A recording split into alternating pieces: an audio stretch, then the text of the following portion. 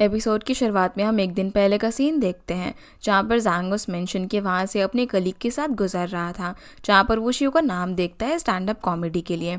तो उसकी photo click करके हाओ को भेजता है। हाओ उस वक्त मीटिंग में था और उसका फ़ोन प्रोजेक्टर से कनेक्टेड था। जैसे ही ज़ैंग का उसे मैसेज आता है तो वो पॉपअप हो जाता है। वहाँ पर चेयरमैन भी ये पढ़ते हैं और उनसे बोलते हैं कि वो शो ये भी करती है। तो वो अपने और हाओ के लिए टिकट लेने के लिए बोलते हैं, इसीलिए अगले दिन वो वहाँ पर पहुँच जाते हैं। पहले के जोक्स पर चेयरमैन भी खुश होते हैं, लेकिन जब वो थोड़ा उसके ऊपर जोक करती है तो उससे उसकी स्माइल गायब हो जाती है। और जैसे ही वोशी वहाँ से उतरते हुए देखती है तो वो बाहर जाते हैं। वोशी उनके पीछे जाती है, लेकिन वो लोग तब तक चले गए थे। वो इस सबसे बहुत ज़्यादा सैड हो जाती है कि अब पता नहीं क्या होगा उसका। हाउ चेयरमैन के साथ कार में होता है। वो बहुत बार ट्राई करने की कोशिश करता है कि समझ सके कि वो क्या सोच रहे हैं, लेकिन तभी चेयरमैन उसे बोलना स्टार्ट करते हैं किसी प्रोजेक्ट के ऊपर। उसके बाद में खुद ही हैंडल करने के लिए बोलते हैं। तो हाउ अब यहाँ पर कुछ भी नहीं बोल पाता।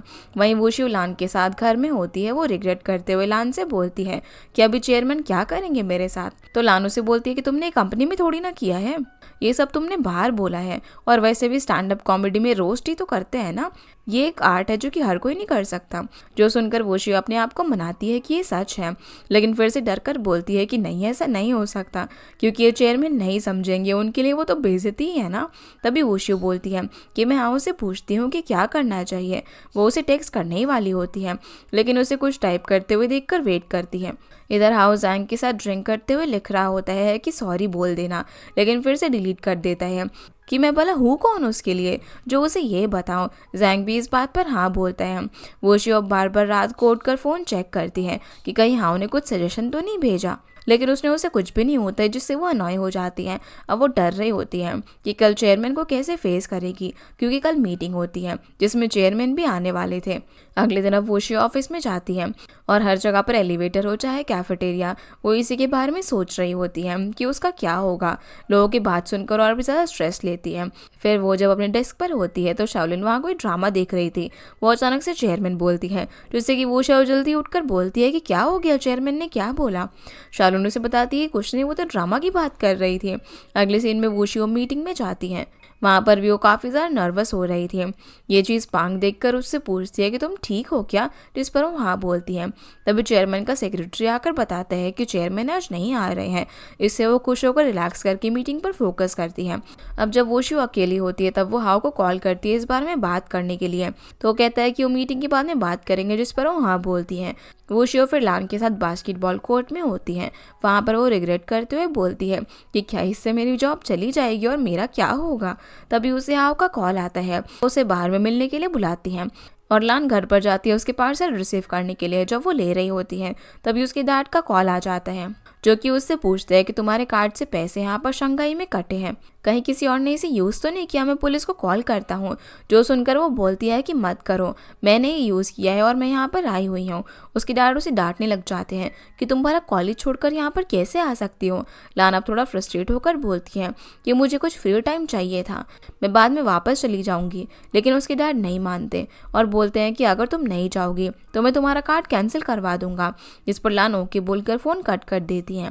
वहीं हाँ जैसे ही बार के बाहर आता है तो उसे याद आता है वो मोमेंट जब उसने शिये को मारा था। वो अंदर जाता है जहाँ पर शिये परफॉर्म करने के बाद नीचे आता है। वो उसे घूर कर देख रहा था। तो शिये पूछता है कि क्या हम कभी मिले हैं। जो सुनकर हाउ बोलता है कि तुम्हें ये तक याद नहीं है कि मैंने तुम्हें मारा था गर्लफ्रेंड की वजह से। तो शिये बोलता है कि ये सब तो बहुत बार होता रहता, तो मुझे याद नहीं रहता। जो सुनकर हाउ उसे बोलता है कि वो शियो अच्छी लड़की हो, उसकी ज़िंदगी मत बर्बाद करो, और कुछ भी प्रॉब्लम हुई तो उसे खुद ही उसे बियर करना पड़ेगा। जो सुनकर शिये को पता चल जाता है कि हाउ उससे वूशियो का बॉयफ्रेंड समझ रहा है, लेकिन तब भी वो उसे कुछ एक्सप्लेन नहीं करता। तभी वूशियो आती है। वो हाउ के साथ बात करने के लिए बैठी होती है। हाउ उसे बोलता है कि अब ये हो ही गया है तो अच्छा रहेगा कि तुम चेयरमैन से सॉरी बोल दो। लेकिन तभी शिये बोलता है कि इसके लिए सॉरी बोलने की क्या ज़रूरत है, जो कि उनकी साइड वाले टेबल पर होता है। हाउ ये सुनकर उसे वहाँ पर आकर बात करने के लिए बोलता है। तो शिया आता है। डोंग भी उनके पास आकर बैठ जाता है। हाउ भी यहाँ पर वूशियो को समझाता है कि चेयरमैन हमारे बॉस हैं, अगर उन्हें कोई चीज़ पसंद नहीं आई तो हमें उनसे सॉरी बोलना चाहिए। तो डोंग बोलता है कि एक फॉर्म ऑफ आर्ट है, उसमें तो ये होता ही है, इसके लिए भला कैसी माफ़ी। शिए भी यही बोलता है। तो वोशियो हाओ से बोलती है कि माफ़ी किस लिए मांगनी चाहिए, लेकिन फिर हाओ समझाता है कि अगर इससे चेयरमैन के अंदर कोई भी गुस्सा रह गया तो सामने नहीं दिखेगा, लेकिन तुम्हें आगे जाकर प्रॉब्लम हो सकती है। लान ये सब विंडो से खड़े होकर सुन रही थी। आखिर में अब हाओ और शिए दोनों एक दूसरे से झगड़ते हुए बात करने लग जाते हैं कि उसे सॉरी बोलना चाहिए या फिर नहीं। इसे देखकर वूशियो और भी ज़्यादा कंफ्यूज हो जाती है। तभी हाओ वहाँ से जाते हुए उसे बोलता है कि मैं चेयरमैन से बात करता हूँ कि तुम कब सॉरी बोलने के लिए आ सकते हो, और वहाँ से जाता है।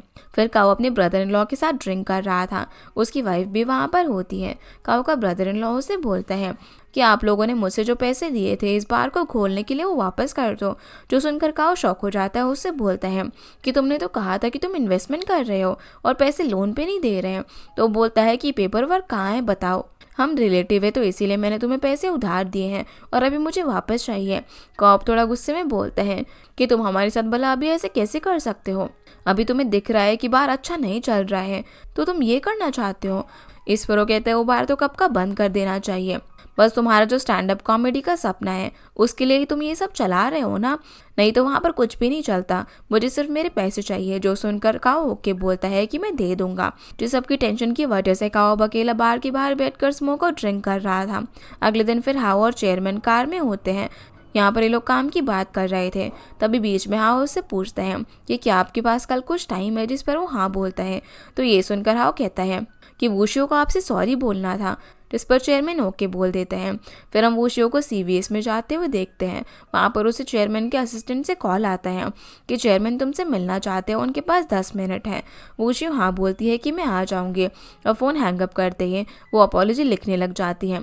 अगले दिन फिर वो चेयरमैन से मिलने के लिए जाती है और उनसे सॉरी बोलने ही वाली थी, लेकिन जैसे ही चेयरमैन को देखती है तो पूरी ब्लैंक हो जाती है, और जो बात उसे सही लगती है वो बोलने लग जाती है कि स्टैंड अप कॉमेडी ऐसी ही होती है, इसमें रोस्ट किया जाता है, ये एक आर्ट है।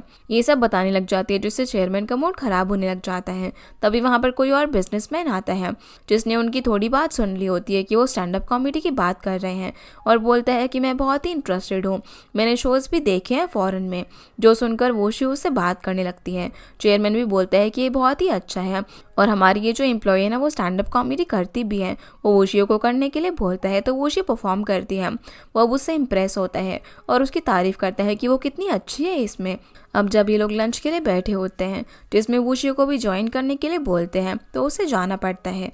उस इंसान के जाने के बाद चेयरमैन और वोशियो वहाँ से जा रहे होते हैं। तो चेयरमैन उसे प्रेस करता है कि तुम ये बहुत ही अच्छा करती हो और स्टेज पर तुम्हें डर भी नहीं लगता, लेकिन मुझे लगता है कि तुम्हें काम पर फोकस करना चाहिए। और उससे प्रमोशन और पे रेस की बात करके बोलते हैं कि तुम्हें ये सब करना बंद करना होगा, इससे हमारी कंपनी की इमेज ख़राब हो जाएगी, और वहाँ से चले जाते हैं। बार में जाकर अब वो ये सब वहाँ पर बताती हैं।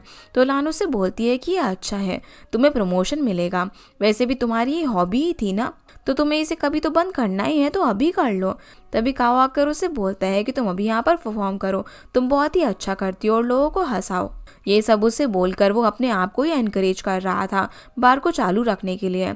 शियो उससे पूछता है कि तुम क्या करना चाहती हो, तो वो शिव सोचती है और आखिर में अपनी जॉब को ही चूज़ करती है, क्योंकि उसकी जॉब अभी स्टेबल हालत में होती है। फिर जब वो अकेले बाहर बैठी होती है, तभी शियो उससे बात करने के लिए आता है कि क्या तुम ऐसे ही गिव अप कर देने वाली हो। तो वो शिव बोलती है कि और मैं कर भी क्या सकती हूँ। शिव कहता है कि हर एक इंसान के ऊपर ऐसा टाइम आता है जिसमें उससे चूज़ करना पड़ता है, और हम डर जाते हैं, जैसे मैं भी डरा हुआ हूँ और कुछ बोलने ही वाला होता है कि काओ आकर वो शिव से बोलता है कि शो यहाँ पर आया है। वो शिव अंदर जाती है तो वहाँ पर फेंग पूछता है कि क्या आज तुम परफॉर्म नहीं कर रही हो। तभी काओ आकर उसे बताता है कि उसके चेयरमैन ने क्या कहा। वो शिव से सजेशन मांगती है तो फेंग उसे बोलता है कि तुम कुछ भी चूज़ कर सकती हो, ये तुम पर डिपेंड करता है। अगर तुम जॉब चूज़ करती हो तो अकेले मेरे लिए तो परफॉर्म कर ही सकती हो ना। जो सुनकर वो कंफ्यूज हो जाती है कि अभी वो क्या करे। इसके बाद हमें 2008 का सीन दिखाया जाता है, जहाँ पर काओ को एनवायरमेंटल मॉनिटरिंग का काम करते हुए देखते हैं। वो खुश नहीं था, इसी वजह से वो जॉब को छोड़ देता है, जिससे उसकी वाइफ उसे बहुत डांटती है। 2009 में फिर वो शंघाई जाकर वहाँ पर अपनी एक मूविंग कंपनी स्टार्ट करता है, जो कि बहुत ज़्यादा अच्छी चलती है, जिसमें वो अच्छा कमाता है, और बाद में अपनी वाइफ को भी वहाँ पर बुला लेता है। वो दोनों काफ़ी खुश थे। तभी मूविंग के टाइम उसे चैन मिलता है अल्पासा में, जो कि उसे शो देखने के लिए बुलाता है। काओ को वो बहुत ज़्यादा पसंद आता है। वो मूविंग के काम को अब सुपरवाइज करते हुए स्टेज पर जाकर स्टैंड अप कॉमेडी करना स्टार्ट कर देता है। इस वजह से वो 2012 में अपना बार स्टार्ट करता है, लेकिन वहाँ पर कोई भी कस्टमर नहीं आता, जिसकी वजह से वो लॉस में जाने लग जाता है। इसे देखकर उसकी वाइफ उसे बार को बेचने के लिए बोलती है, लेकिन वो नहीं मानता। 2013 में फिर काओ अपनी मूविंग कंपनी भेज देता है बार पर फोकस करने के लिए, और उसके बाद से उसका बार पूरी तरीके से लॉस में होता है। 2015 में जब वूशियो पहली बार स्टैंड अप कॉमेडी करती है तो उसे काफ़ी लोग खुश हो जाते हैं, और काओ देखता है कि कैसे वूशियो की वजह से कस्टमर बढ़ गए हैं और बहुत ज़्यादा खुश होता है। काओ अपने ब्रदर इन लॉ से बात करता है, जहाँ वो नहीं मान रहा होता, तो काओ से बोलता है कि मैं तुम्हारे पैसे वापस कर दूंगा। अगले दिन फिर काओ पहली वाली मूविंग कंपनी में जाता है। वो काफ़ी ज़्यादा नर्वस होता है और जिसे उसने वो कंपनी बेची थी उससे बात करता है। वो इंसान काओ की हालत देखकर उससे पूछता है कि ये कंपनी बहुत ही अच्छी चल रही है, अगर तुम्हें कुछ चाहिए होगा तो बता दो। काओ पैसे की बात करता है, जो सुनकर वो थोड़े एक्सक्यूज़ देकर उसे कुछ पैसे देने के लिए बोलता है, तो काओ बस हंसकर थैंक यू बोलता है। काओ बार में होता है और लान उससे बोलती है कि वो शो परफॉर्म नहीं कर रही है, इसे बहुत कम कस्टमर्स आ रहे हैं। जो सुनकर काओ से वूशू से बात करके आने के लिए बोलता है। लान बोलती है कि मैंने उससे बात की लेकिन कोई भी फ़र्क नहीं पड़ रहा, तो काओ फेंग का नाम लेता है। उसे ये सब पसंद भी है, अगर वो वूशू से बोलेगा तो वो ज़रूर करेगी, लेकिन वो कुछ भी नहीं कर रहा है। लान बोलती है कि वो इतना सक्सेसफुल पर्सन है, वो सोच समझ कर ही बोलता है।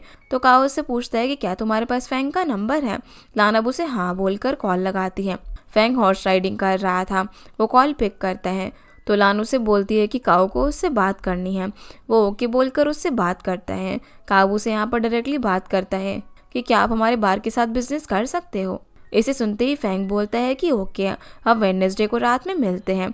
जो सुनकर काओ खुश हो जाता है और लान को बताता है।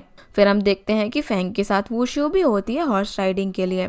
फेंग उसके पास जाकर पूछता है कि तुमने क्या सोचा है, तो बोलती है कि मैं कॉमेडी छोड़ रही हूँ, जॉब करना इम्पॉर्टेंट है, बस मुझे समझ नहीं आ रहा कि काम होने के बाद अब मैं क्या करूँगी, क्योंकि अभी तक तो मैं बार में जाती थी। इस पर फेंगो से बोलता है कि अगर तुम अपनी लाइवलीहुड की वजह से ये छोड़ रही हो तो मत छोड़ो, मैं तुम्हारी हेल्प कर सकता हूँ। वूशू बोलती है कि ये सिर्फ इस वजह से नहीं है, मैं समझती हूँ कि स्टैंड अप कॉमेडी सिर्फ मेरी हॉबी है।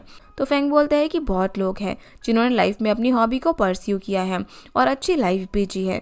वूशू बोलती है कि मैं इस बारे में सोचूंगी, तो फेंग ओके बोलता है। वो फिर नीचे उतरकर वूशू की मदद करता है उसे उतारने में, और वो उसकी बैग टच करता है, जिससे वो थोड़ी सी डर जाती है और बोलती है कि मैं अभी कंफर्टेबल नहीं हूँ। तो फेंग बोलता है कि कोई बात नहीं, मैं वेट करूँगा। फिर हम वूशू और लान को घर में देखते हैं, जहाँ पर लान उससे पूछती है कि फेंग के साथ उसका कैसा चल रहा है, जिस पर वो बोलती है कि अच्छा है, हमने सोचा है कि हम फ्रेंड से स्टार्ट करेंगे और हम क्लोज भी हो रहे हैं। जितना मैं उससे मिलकर बात कर रही हूँ मेरा एडमायरेशन उतना बढ़ रहा है। लानी सुनकर बोलती है कि मतलब तुम कंफर्टेबल हो लेकिन उसके साथ फिजिकल कांटेक्ट नहीं कर पा रही हो अभी तक।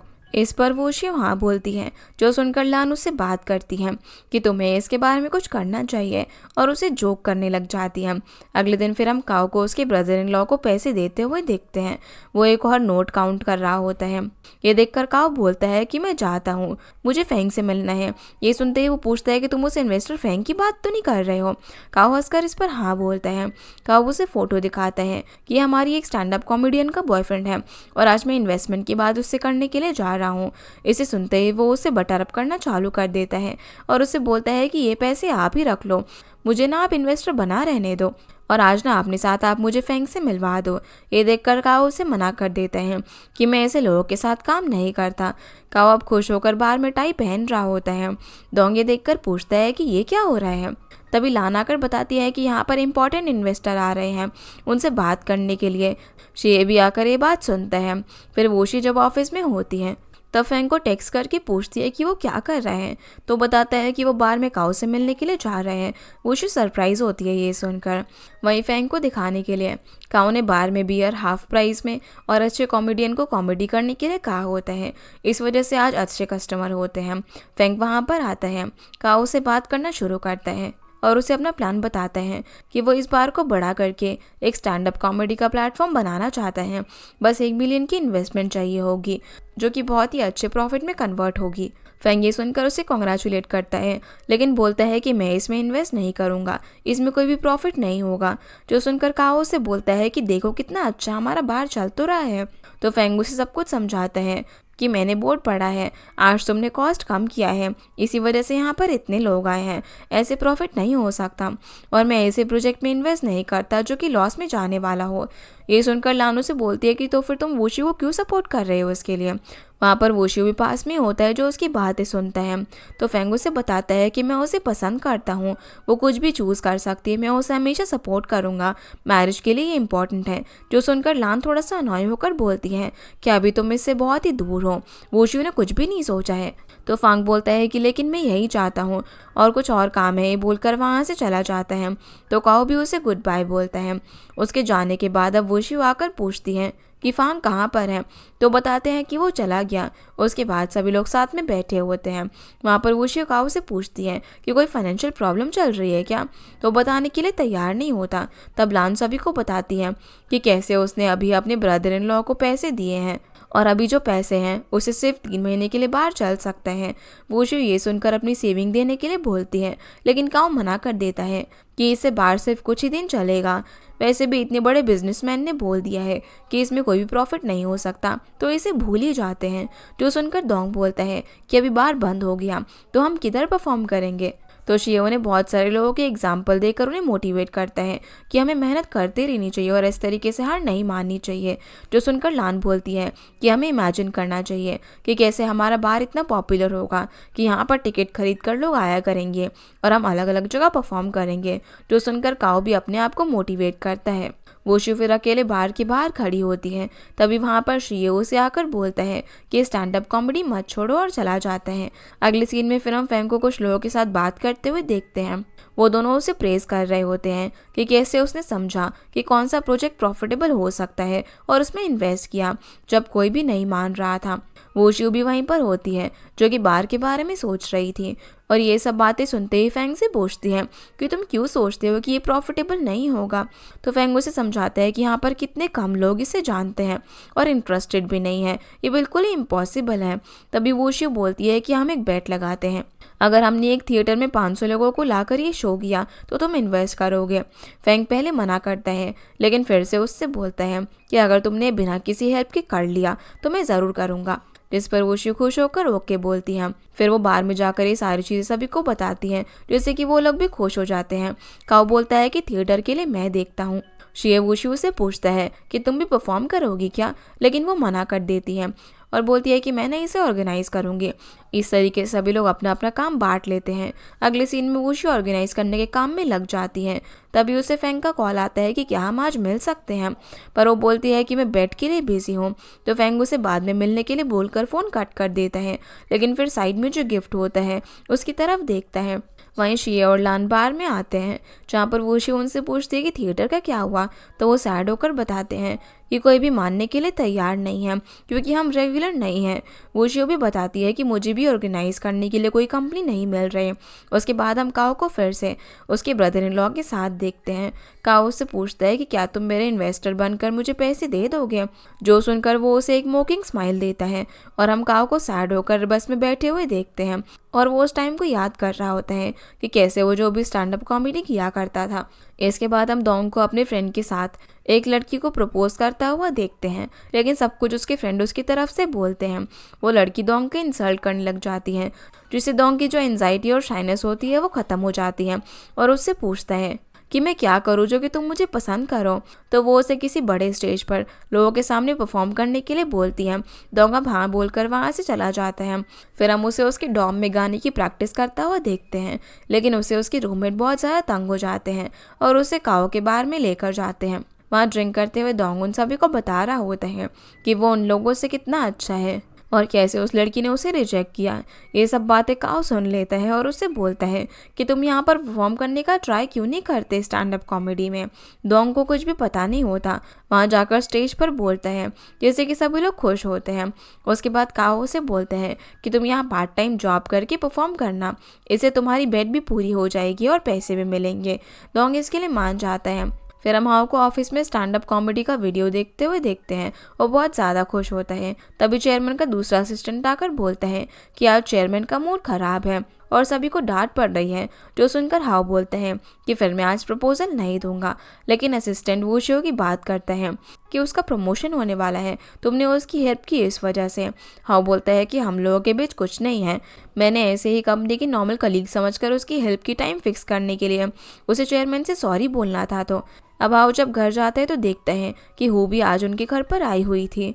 जब वो खाना खाते हैं तब हु वूशियो की बात करना शुरू कर देती है कि क्या सच में उसका प्रमोशन होने वाला है। हाउ बोलता है कि मुझे भी कुछ इतना क्लियरली नहीं पता।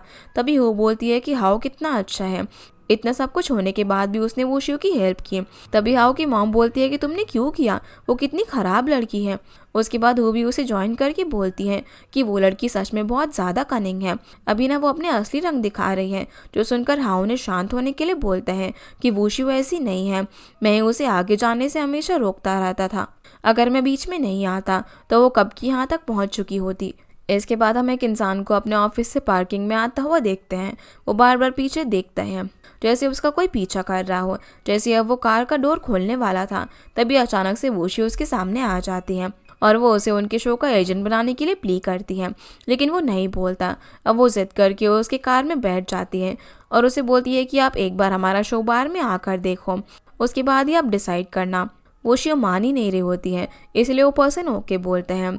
वहीं शिव अलग बार में जाता है अच्छे कॉमेडियन को उनके शो में परफॉर्म करने देने के लिए, लेकिन वो नहीं मान रहे होते। तो लास्ट में वो शिव बोलता है कि इसके बदले आकर वो उनके बार में परफॉर्म करेगा, वो भी पूरा 1 महीना अलग अलग जगह पर। जो सुनकर वो लोग उसकी बात मान जाते हैं। अब इससे उनके परफॉर्मर पूरे हो जाते हैं। वहीं दोंग और लान जो थिएटर के लिए आए होते हैं वो वहाँ के ओनर को अपने परफॉर्मर्स के बारे में दिखाते हैं, लेकिन तभी वो मना कर देते हैं कि हम ऐसे परफॉर्मेंस के लिए थिएटर नहीं दे सकते। दोनों अब सैड होकर वहाँ से जाते हैं। लान काफ़ी फ्रस्ट्रेट होकर बोलती है कि अब हम क्या करें, सब लोग इतनी ज़्यादा मेहनत कर रहे हैं, काऊ ने पैसे ले लिए हैं लोन पर, वूशी और शिये ने भी मोस्टली सब कुछ कर लिया है, लेकिन बस हम ही हैं जो कि कुछ भी नहीं कर पा रहे हैं। दोंग उसे समझाता है कि सब कुछ ठीक हो जाएगा।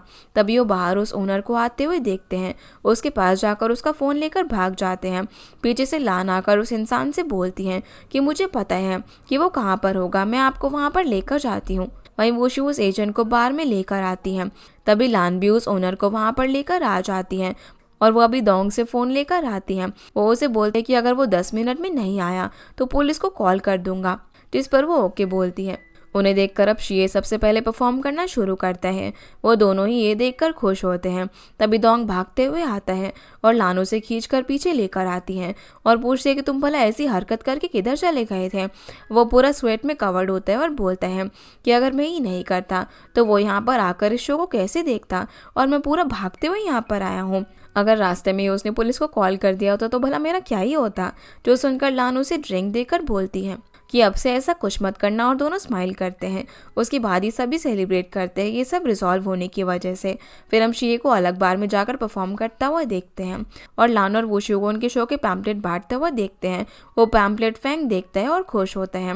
वहीं दोंग अपने रूममेट्स को ग्रुप में भेजकर उन्हें भी आने के लिए बोल रहा होता है, लेकिन गलती से वो डिपार्टमेंट के ग्रुप में भेज देता है।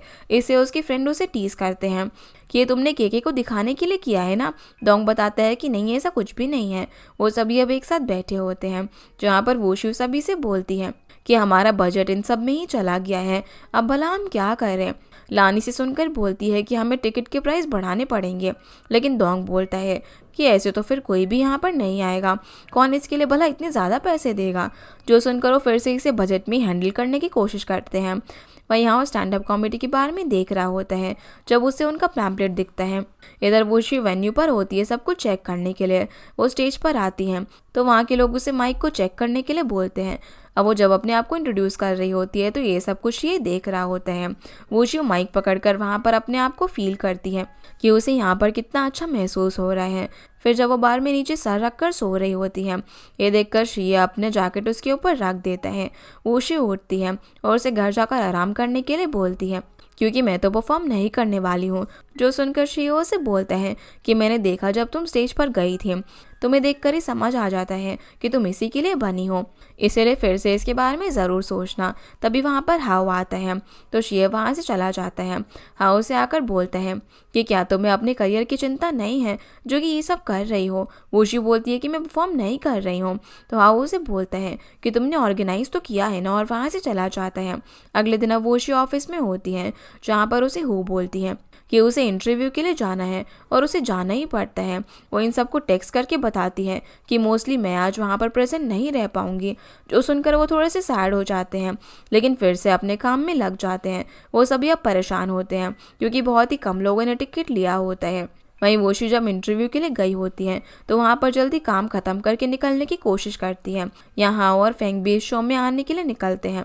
वोशी अब जैसे ही काम कंप्लीट कर रही होती हैं तभी बीच में ही कार बंद पड़ जाती है और इधर लान बाहर खड़ी होकर लोगों को टिकट लेने के लिए बोल रही थी, लेकिन सभी लोग मना कर देते हैं कि ये बहुत ही एक्सपेंसिव है।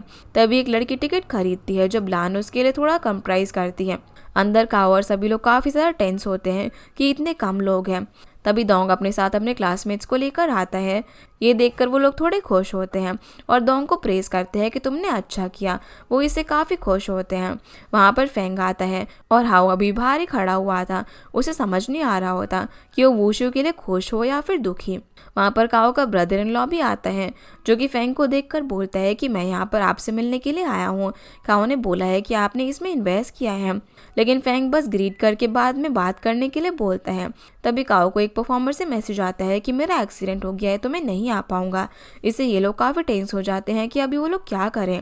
काओ सबसे पहले अब जाकर शो को स्टार्ट करता है। यहाँ पर लान वूशियो को कॉल करके बताती है कि यहाँ प्रॉब्लम हो गई है, यहाँ पर आकर हमारी हेल्प करो नहीं तो शो खराब हो जाएगा। तभी वूशियो की फ़ोन की बैटरी ख़त्म हो जाती है।